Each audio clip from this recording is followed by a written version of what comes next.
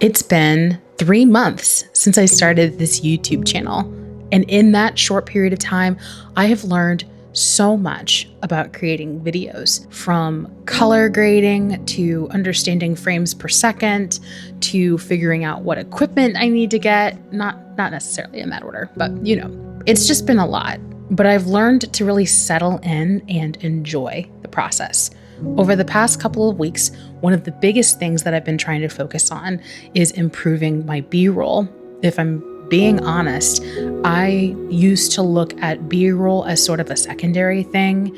I focused more on the talking head element of my videos, sitting in front of the camera, saying what I wanted to say, turning the camera off, and then going and editing everything so that it sounded perfect.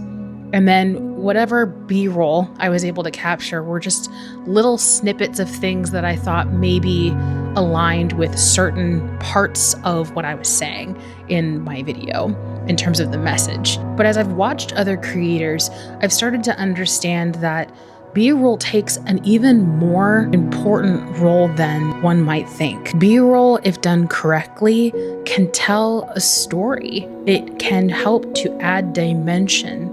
It can help provoke emotion and thought. There are some videos that literally only consist of B-roll, and that really challenged my thought process. Ultimately, B-roll takes just as much of a role in storytelling as the actual talking head portions of your video, if not more so.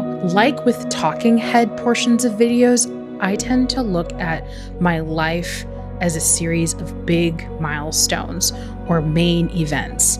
I'll start the beginning of the year thinking about the things that I need to do and tell myself, I need to prioritize getting better at my instrument or reading more or being fit. But then I don't really think about or focus on the B-roll side of those objectives.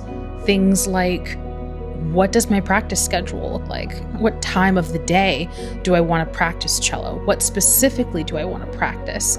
And then executing and actually making it happen, and making it happen every single day. Just like the little clips and moments that you add in your B-roll to tell the story or to enhance the undertones of your message. The little things that you choose to do or not to do will increase or decrease the velocity at which you accomplish your goal. I think that we tend to be so enchanted by the idea of having an objective to accomplish, and we get so fixated on the big components of it that we really don't think about how accomplishing that goal actually is all the little things that we do, all the little moments where little choices come into play. Do I choose to scroll on my phone, or do I choose to pick up my instrument? Do I choose to turn on the TV, or do I choose to go outside and walk on my treadmill? All of those are the little moments